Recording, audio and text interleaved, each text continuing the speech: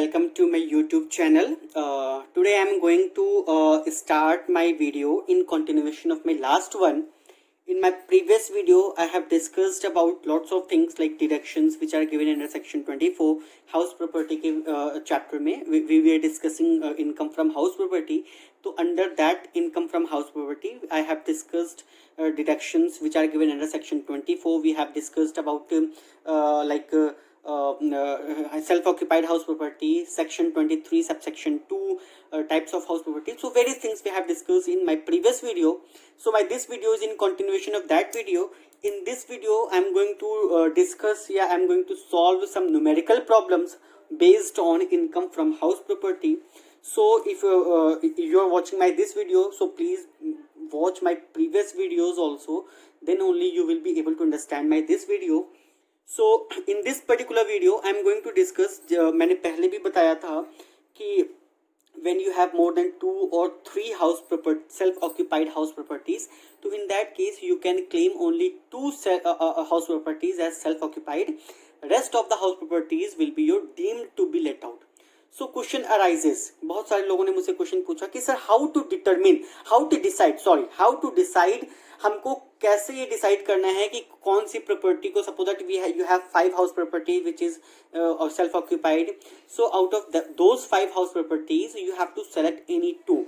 So on what basis you have to make the selection, on what basis you have to make the decision that which 2 house properties should be selected as your self-occupied house property and which other house properties is your deemed to be let out. So in this particular video I am going to discuss, how to make selection,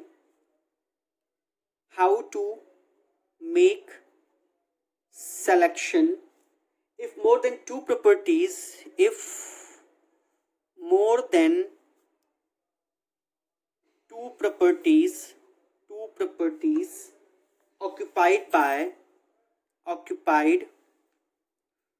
for own residential purpose, ठीक है. तो suppose that यहाँ पे एक छोटा सा example लेते हैं. Suppose that you have 3 house properties, 1 house property, 2 house property and 3 house property. You have 3 house properties and all the house properties are self-occupied house property. So you have to suppose that 4 or 5 house properties you can take. ठीक है, I am taking the example of 4 house properties. So out of 4 house properties, self-occupied house properties, you can select any 2 house properties as self-occupied and the rest of the 2 house properties will be your deemed to be let out. तो हमारे पास बहुत सारे option है. पहला option है कि I can select 1 and 2. Second option है 2 and 3. Third option है 3 and 4.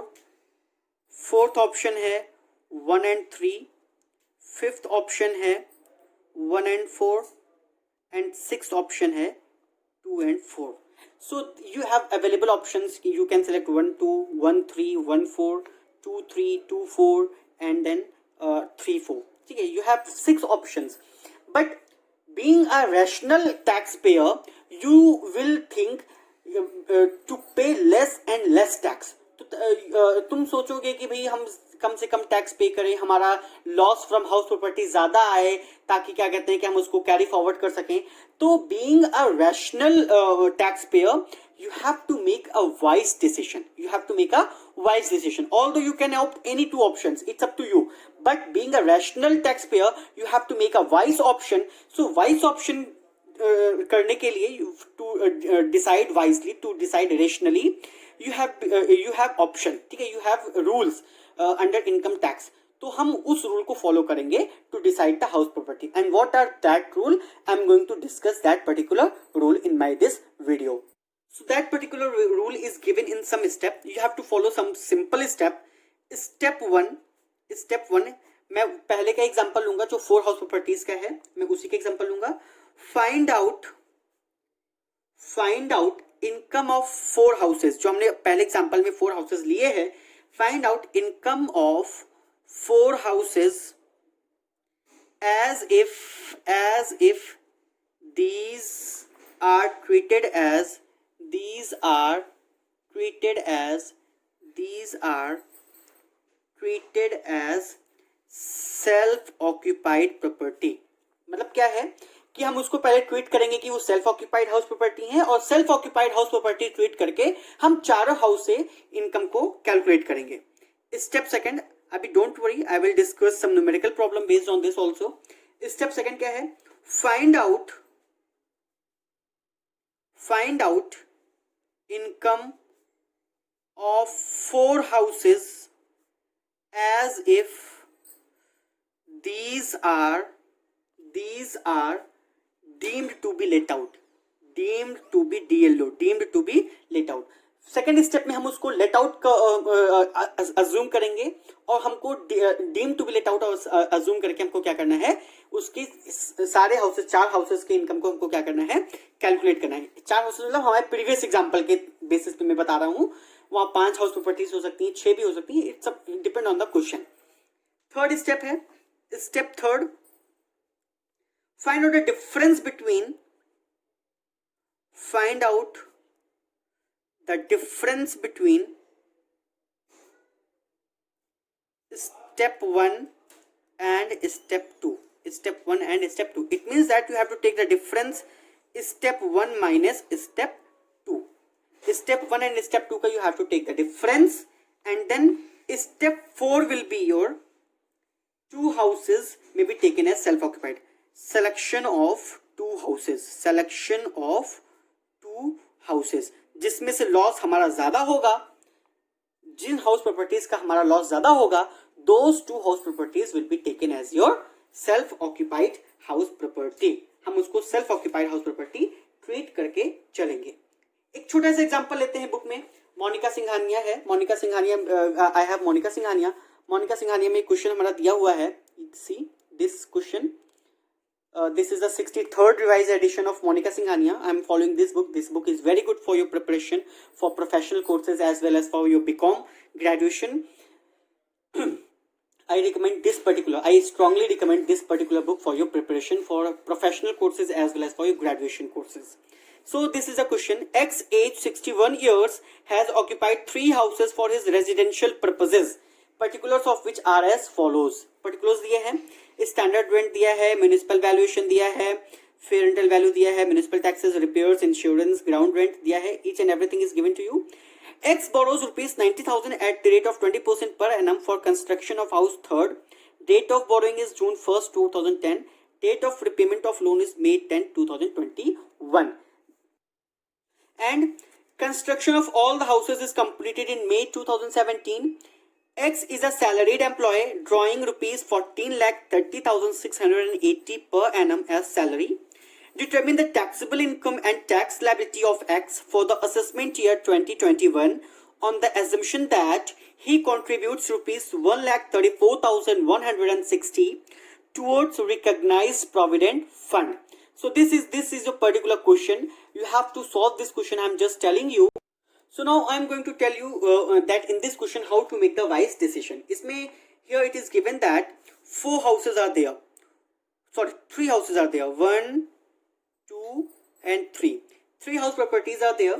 You have given, and out of those 3 house properties, step 1, I have told you that step 1 is there. Find out income of 4 houses as if these are treated as self-occupied house property. Step 1 को हम follow करेंगे.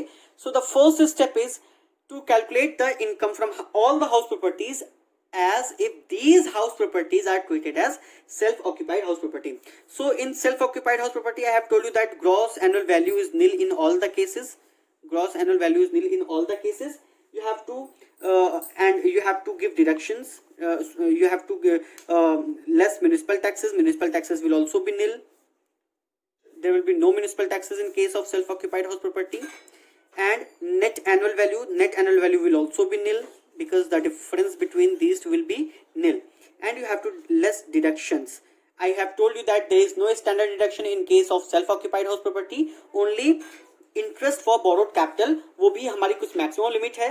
हम उस maximum limit को मैंने I have discussed in my previous video in detail. So please, if you have not watched that video, please go and watch my previous video. So first is interest on borrowed capital. Deduction under section 24. Interest on borrowed capital. Borrowed capital. Interest on borrowed capital में हम पहले previous year का जो current year का interest है, current year से interest आएगा 18,000 rupees. यहाँ पे हमारा जो इंटरेस्ट है, x borrows rupees 90,000 at rate of 20% per annum for construction of house third on June 1st 2010. Date of repayment of loan is May 20, 2001. तो फर्स्ट और सेकेंड हाउस प्रॉपर्टी के लिए there is no any interest on borrowed capital. Third house property को construct करने के लिए the SSC has acquired a loan of rupees 90,000 at rate of 20%। तो 20% के हिसाब से जो प्रीवियस ईयर का इंटरेस्ट आएगा वो आएगा 18,000, 9 to 18,000 plus pre construction period. Pre construction period यहाँ पे स्टार्ट होता है क्योंकि जो लोन लिया है उसने, date of borrowing of loan क्या है, यहाँ पे हम वर्किंग नोट दिखा रहे हैं, working note. Pre construction period कैसे कैलकुलेट होगा, 1 जून 2010 को लिया है and the date of repayment of loan May 10, 2021 है और construction of all the houses is completed in May 17। Construction कब कंप्लीट हो रहा है, May, I am showing you the working note here, ठीक है। 1 जून को 2010 को loan was acquired, construction was completed in May 2017. So pre-construction period, I have told you in my previous video that pre-construction period starts from the date of acquisition of loan and ends on the last day of the March of the previous year, financial year, immediately preceding the year of construction. तो year of construction क्या है, 17-18, तो हमको इससे पहले पहले का financial year लेना है, मतलब 16-17। तो इसका मतलब 31 मार्च 2017 तक हमारा क्या होगा, प्री कंस्ट्रक्शन पीरियड होगा। तो यहां से लेकर के यहां तक का हम सारा इंटरेस्ट कैलकुलेट करेंगे एट द रेट ऑफ 20%, 90,000 पे एट द रेट ऑफ 20%। तो इसमें जून, जुलाई, अगस्त, सितंबर, अक्टूबर, नवंबर, दिसंबर, जनवरी, फरवरी, मार्च, इसमें 10-11 में हमारा 10 मंथ्स का है, 10 मंथ्स का है इंटरेस्ट। फिर 11-12 में पूरे 12 मंथ्स का होगा।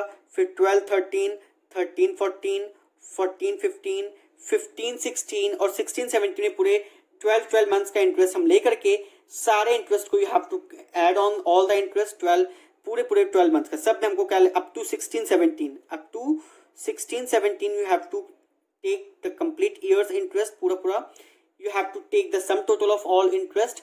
सो the sum total will be your 10 months का इंटरेस्ट कितना हो जाएगा, पहले 12 मंथ्स का होगा 18,000, तो 18,000, 18,000, 18,000, 18,000, 18,000, 11, 12, 12, 13, 13, 14, 14, 15, 15, 16, 16, 17, 6, तो 18,000 into 6, तो this will be I think 18/6 so 1,08,000 और 10 months का कितना हो जाएगा 15,000।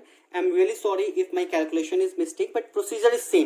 कैलकुलेशन में मिस्टेक हो सकता है because I am very weak in calculation. तो 1,08,000 plus 15,000 it will B total 1,23,000. This 1,23,000 is the sum total of all years interest. So it will be allowable in 5 equal installments. You have to divide it by 5. Divide by 5 करेंगे तो it will be 24,600. 24,600. 24,600. It will be 24,600.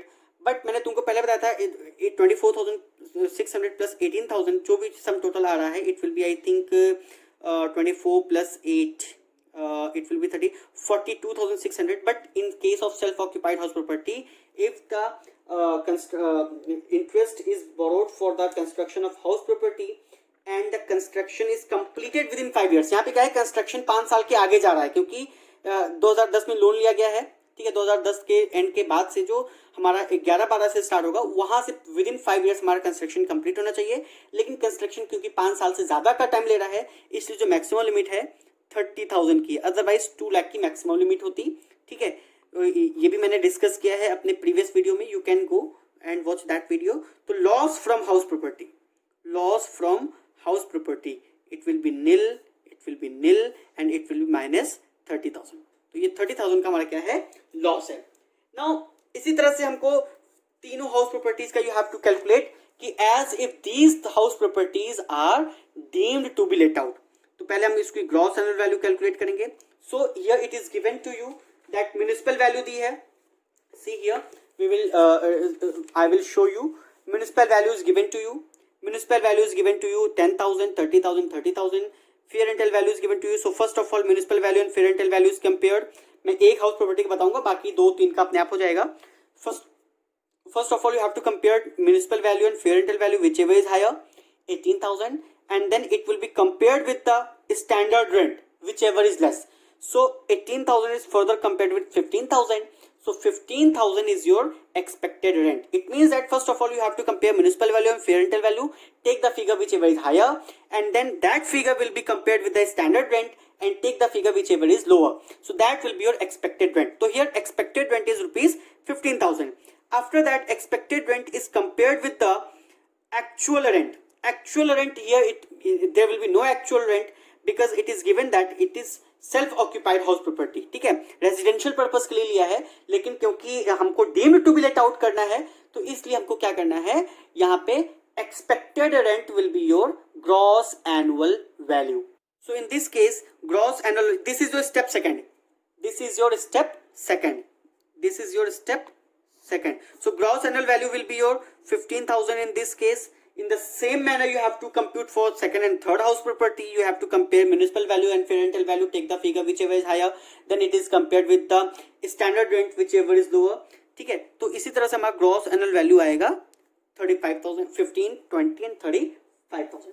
From that, you have to less municipal taxes if it is paid by the SSC. So municipal taxes paid 1,200. It is given in the question. 2,400 and 3,600. So this is your, there is no unrealized rent because it is self-occupied house property. It is deemed to be let out. So net annual value is your 13,800. Take the difference. 13,800, 17,600, and then 31,400. Now again you have to deduct less deductions under section 24.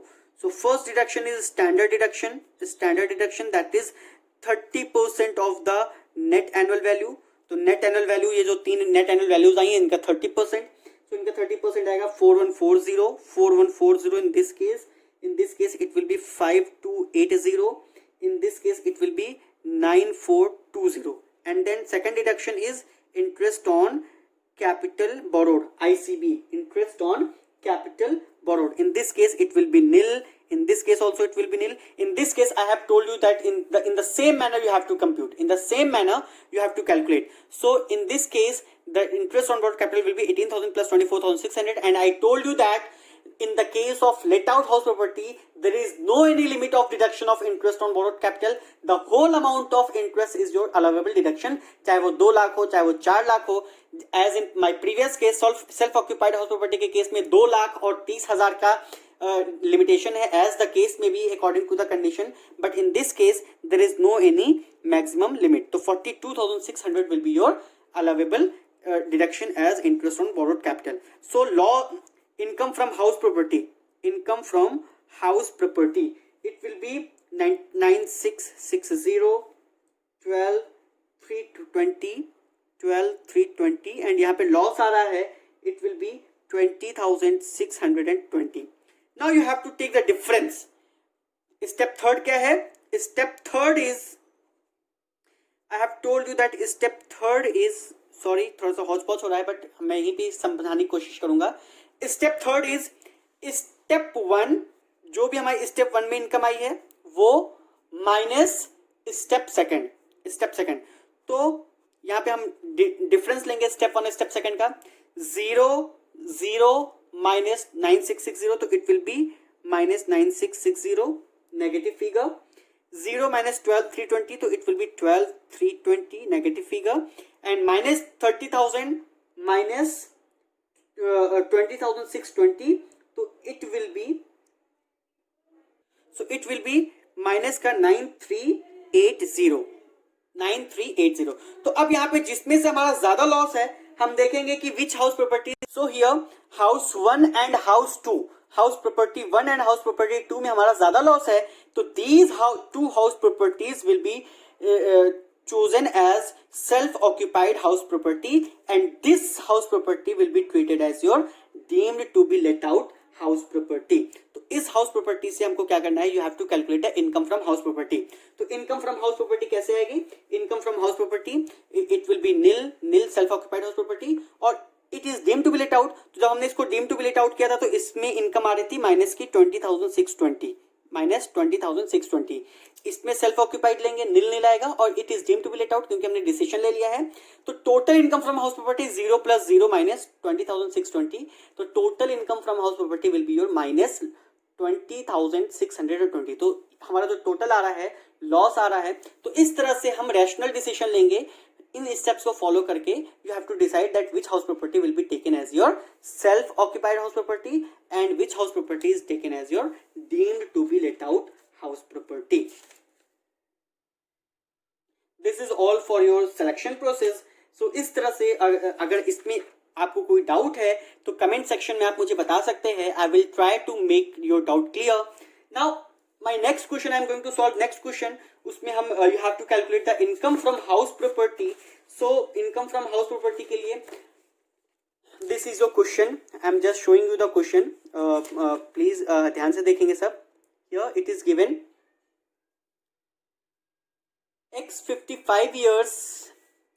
X 55 years owns 4 houses, particulars of which are as follows. Municipal value दिया है, फेरेंटल value दिया है, standard rent दिया है, rent दिया है if property is let out through out the year, unrealised rent दिया है, municipal taxes is given by paid by X and paid by tenant, it is given to you, date of completion of construction is given to you, repairs दिया है, collection charges दिया है, land revenue, ground rent, nature of occupation दिया है, that this is let out for residence purpose, self occupied and self occupied for residence, and house property third is self occupied for business. Additional information regarding the house property is given to you. Property 1 remains vacant for 2 months, March 16, 2020 to May 15, 2020. इसमें हमको ध्यान देने वाली बात है कि मार्च 16, 2020 से लेकर के 31 मार्च 2020 तक ही हमको लेना है। उसके आगे जो 1 अप्रैल से लेकर के 15 मई तक का है, ये इस पर्टिकुलर असेसमेंट ईयर के लिए वैलिड नहीं है, क्योंकि वो अगले हमारे असेसमेंट ईयर में चला गया है। हमारे इस असेसमेंट ईयर के लिए हमको सिर्फ मार्च 16 से लेकर के मार्च 31 तक का टाइम पीरियड लेना है 2020 तक का, ठीक है। तो उसके आगे जो हमारे डेज हैं वो हमारा इनवैलिड है। क्वेश्चन में ऑल्दो दिया है, लेकिन you don't have to consider that time period. X borrows rupees 30,000, 40,000 and 65,000 for construction of house first, third and fourth respectively. Date of borrowing is given to you, date of repayment of loan is given to you, and rate of interest is given to you. Further, it is given that business income of X for the previous year itna is given to you.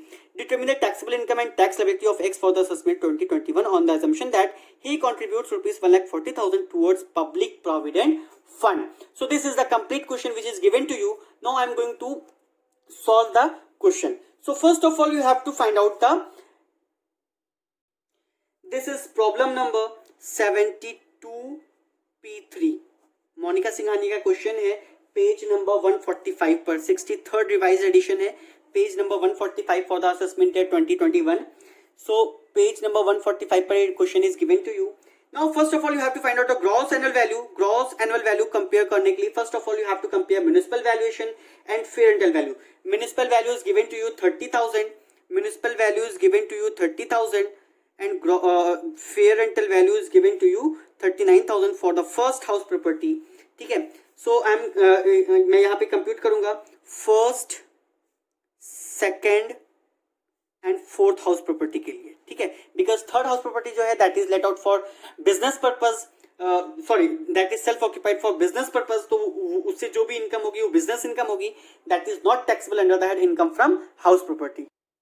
So here municipal value is given to you 30,000, fair rental value is given to you 39,000, standard rent is given to you 36,200. So first of all you have to compare the municipal value and fair rental value, take the figure whichever is higher, and then it is compared with the standard rent and take the figure whichever is lower. ठीक है. So this is your expected rent. This is your expected rent. Now this expected rent is compared with the actual rent. Actual rent is given to you. Actual rent is given to you here. I will write here only. Actual rent is given to you. Rent if property is let out throughout the year, it is 42,000 actual rent. But here unrealized rent is also given to you 3,500. So first of all you have to deduct unrealized rent from the actual rent. So it will be your like it will be 38,500. So actual rent minus unrealized rent 8,500, and then expected rent is compared with actual rent as reduced by unrealized rent. Take the figure whichever is higher. तो 38,500 is your gross annual value. तो sorry, अभी लेकिन इसमें हमारा loss due to vacancy भी है. So loss due to vacancy, here it is given in the question that property 1 remains vacant. Here it is, I am showing you the question that property 1 remains vacant for 2 months. Property 1 remains vacant for 2 months, March 16 to 2022, May 15, 2020. But मैंने पहले ही बताया था कि you have to consider the loss period only March 16 to March 31st. तो March 16 2020 से March 31st 2020 तक में हमारे जो आते हैं वो 16 डेज आते हैं. ठीक है, तो 16 डेज का हमारा क्या है, लॉस ड्यू टू वैकेंसी है. तो 42,000 जो है हमारा साल भर का रेंट है, डिवाइडेड बाय 366 डेज, बिकॉज 2020 जो है वो हमारी लीप ईयर है, मल्टीप्लाइड बाय 16 डेज. तो इसका जो हमारा लॉस ड्यू टू वैकेंसी आएगा that will be 1,836, means 18,036 is your loss due to vacancy. तो 38,500 minus 1836, that is your gross annual value. मैंने पहले बताया था कि ग्रॉस एनुअल वैल्यू हम जो भी हमारा फाइनल आता है एक्सपेक्टेड रेंट और एक्चुअल रेंट को कंपेयर करने के बाद उसमें से हम लॉस ड्यू टू वैकेंसी को माइनस करते हैं to find out the gross annual value. तो gross annual value in this case 38,500 minus 1836, तो that will be your 36,664. 36,664. So and in this case it will be nil because it is deemed to be let out, self-occupied, and it is self-occupied. You can claim 2 house properties as your self-occupied. तो यहाँ पे दोनों house properties हमारी self-occupied हैं. इसमें selection का कोई criteria नहीं है क्योंकि इसमें पहले से ही दिया कि 2 self-occupied हैं और एक let out है. Now you have to less municipal taxes, which is municipal taxes, only those municipal taxes will be deducted which is paid by the SSC.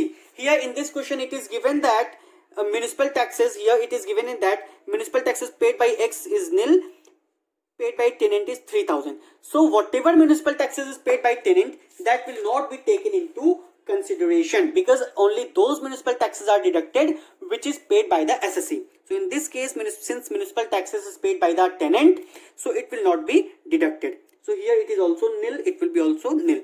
So net annual value will be 36,664. This minus this, that will be your net annual value. So 36,664, it will be nil and it will be nil. You have to less deductions which are given under section 24. So first is your standard deduction which is 30% of the net annual value. So 30% of the net annual value, it will be 10,999 and it will be nil. Now you have to find out interest on borrowed capital. Second is your interest on capital borrowed. पहला है previous year का interest. Previous year के there will be no interest. There will be no previous year interest because it is given in the question that, you can see the question, it is given in the question that the loan is repaid along with interest. Date of repayment of loan along with interest is 31st December 2017. हमारा जो loan है वो इस particular assessment year से पहले ही, मतलब previous year से पहले ही हमारा जो है, क्योंकि प्रीवियस हमारा क्या है 1920 है और हमारा जो लोन का रिपेमेंट का प्रीवियस ईयर है वो 1718 है. तो 1718 में ही हमारा लोन जो है वो रिपेड हो गया है. तो इसका मतलब प्रीवियस ईयर में there is no any interest. Now you have to calculate the pre construction period. Pre construction period के लिए I am just showing you the working note for pre construction period. First house property, second house property and third house property की अलग अलग case है. ठीक है, पहला तो है here it is given that the loan was borrowed. Date of borrowing of loan is 15th June 2013. Means जो हमारा लोन बोरो किया गया है वो 15th June 2013 को बोरो किया गया है and date of repayment of loan जो है दैट इज 31st December 2017 है. 31st December 2017. अच्छा, ये तो date of repayment of loan है, लेकिन date of completion of construction भी हमको दिया है इन द क्वेश्चन. पहला हाउस प्रॉपर्टी का date of completion of construction है दैट इज 31 मई 2018, इसका भी 31 मई 2018, और इसका जो है 1 अप्रैल 2017 है। अब इस चीज को ध्यान रखने वाली बात है कि ये जो आएगा ये असेसमेंट, ये फिनेंशियल ईयर 18-19 में आएगा, ये भी फिनेंशियल ईयर 18-19 में आएगा, लेकिन ये जो है ये फिनेंशियल ईयर 17-18 में आएगा।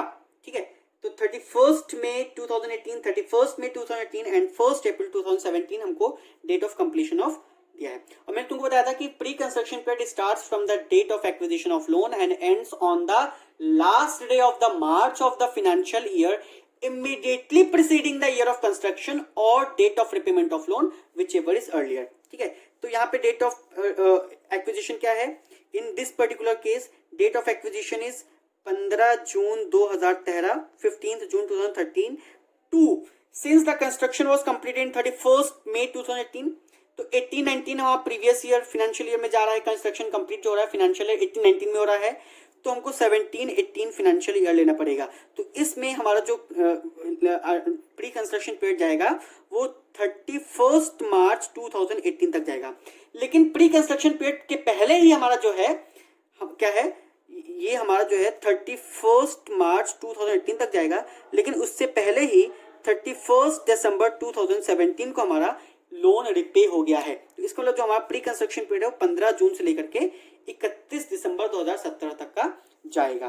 तो हमको लेना है 13-14, 14-15, 13-14, 14-15, 15-16, 16-17 एंड 17-18 हमको ये फाइनेंशियल ईयर्स लेने हैं। तो 13-14 में हमारा जो है 13-14 में हमारा कितने महीने का इंटरेस्ट आएगा, तो 13-14 में हमारा you have to count the days, क्योंकि यहाँ पे हमारा जो है 15 जून 2013 है, तो जून में कितने दिन हैं हमको, you have to count the days.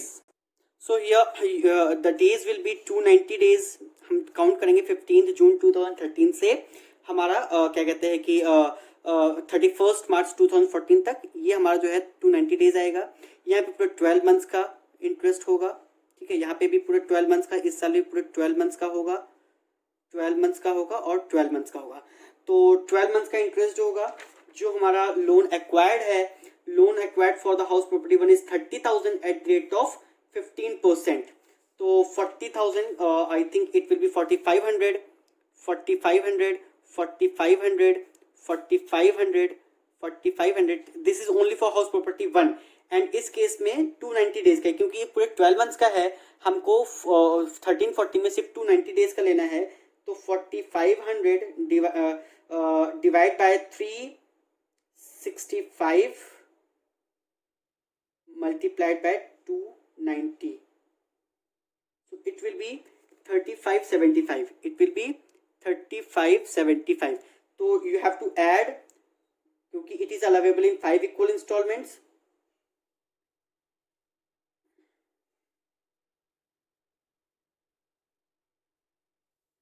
तो जो सम टोटल है that is 21,575, 21,575, it is allowable in 5 equal installments, equals divide by 5 equals 4315, 4315। I think कहीं कैलकुलेशन मिस्टेक है, but you have to count the days, sorry here it will be only for 9 months, because यहाँ पर 17-18 में हमारा 31 दिसंबर 2017 को ही हमारा जो है लोन रिपे हो रहा है। तो 4,500 डिवाइडेड बाई 12 मल्टीप्लाइड बाय 9, तो it will B 2,700, it will be only 2,700। So now you have to calculate total interest 4,500 into 3 plus 2,700 plus 3,575 equals, it will be, so my calculation mistake was there, it will be 3,375। जब इसको हम sum total करेंगे तो it will be 20,000, sorry pardon, it my calculation mistake is there actually, 20,450 sum total is there, you have to divide it by 5 because it is allowable in 5 equal installments, so it will be 4,090। तो 4090 will be in house property first, 4090 in house property first. In the same way you have to, in the similar manner you have to calculate for house property second also, 290 days, 12 months, 12 months, 12 months, 9 months, but the amount of interest will be changed because जो house property second के लिए है that is 40%, so 40,000 at rate of 15%, so it will be 6,000, 6,000, 6,000, and here you have to calculate for 290 days, so 6,000 divided by 365 multiplied by 290, it will be 4767, it will be 4767, and for 1718 you have to calculate it for 9 months, so 6,000 divided by 12 multiplied by 9, so it will be 4500. You have to take the sum total, 4500 plus 6,000 plus 6,000 plus 6,000 plus 4767 equals, so the sum total is 27,267. It is also available in 5 equal installment, so divide by 5 equals 5454. It will be 5454. So allowable deduction for pre-construction period in case of second house property is 5454. I am showing you the detailed calculation, please mind it. I am just showing you the detailed calculation ताकि आप लोग को अच्छे समझ में आए. For house property third it will be 1314. हमारा कितना है, क्योंकि जो इंटरेस्ट है, जो लोन अमाउंट है दैट इज 65,000 का है. You can check it in the question. 65,000 at the rate of 15%.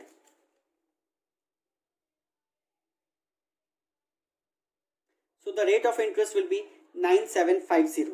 9750.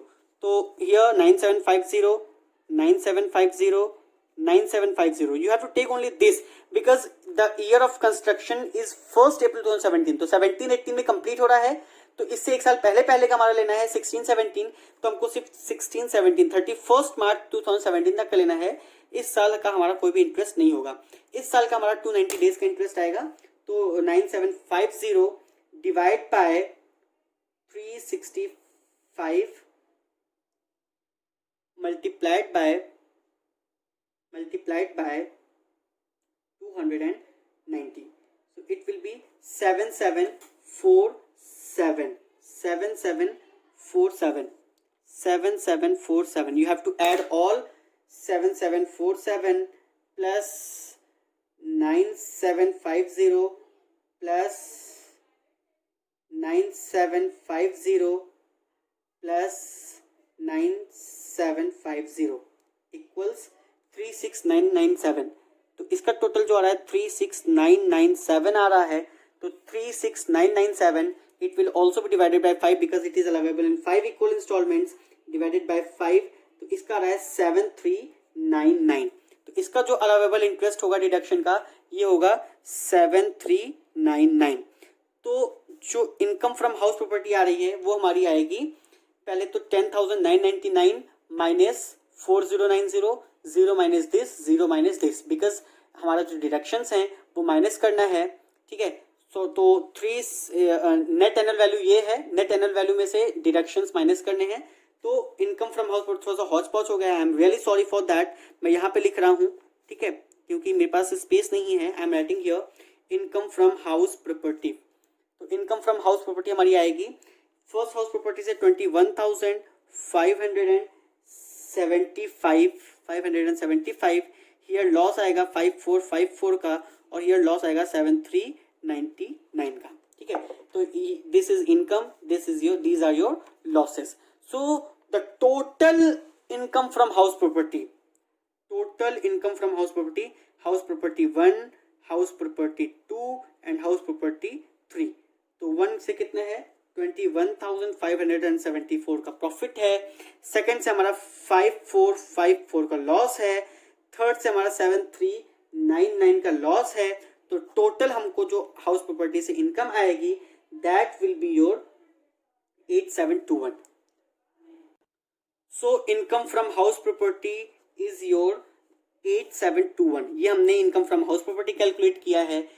इसके आगे तुमको फर्दर दिया है business income. It is given in the question. जो हाउस प्रॉपर्टी थर्ड है वो बिजनेस इनकम के लिए यूज हो रहा है, बिजनेस पर्पज के लिए यूज हो रहा है. तो बिजनेस इनकम कितनी है? 13,55,000 की है. 13,55,000 की बिजनेस इनकम है.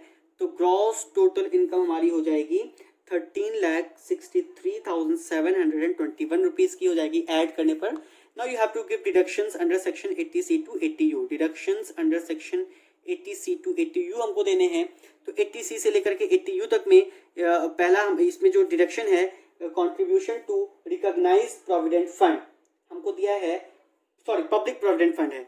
Public provident fund under section 80C में है. वो कितना है? It is given in the question that he is contributing 1,40,000 per annum towards public provident fund.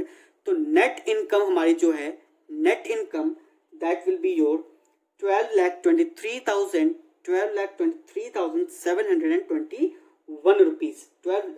720 round of करना है नियरेस्ट 10 में. तो 12,23,720 is your income. Now you have to calculate the income tax on that. So यहाँ पे हमको उसकी as देखनी है. उसकी एज जो है 55 ईयर्स की नॉर्मल सिटीजन है.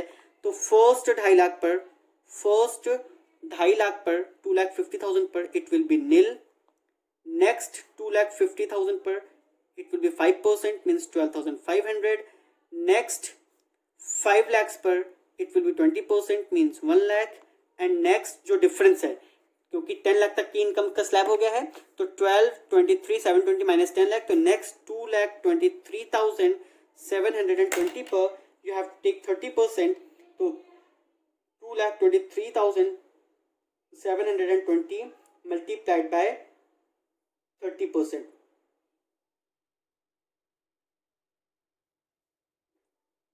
So it will be your 67,116. तो टोटल जो इनकम टैक्स आएगा plus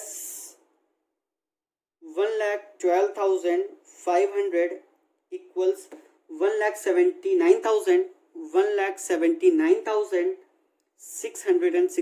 1,79,616.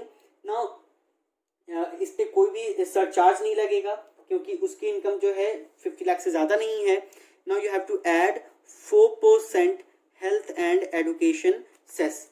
4% health and education cess लगेगा.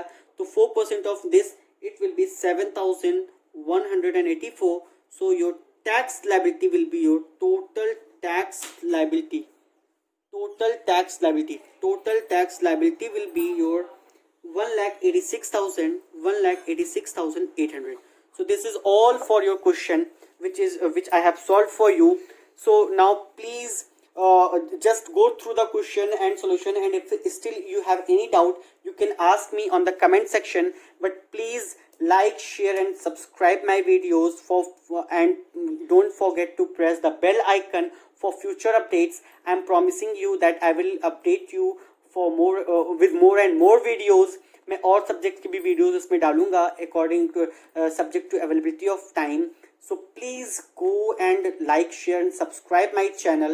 I am really in need of more and more subscribers. So please, if you want more and more these type of videos, then please like, share, and subscribe my channel, and don't forget to press the bell icon. Thank you and have a good day.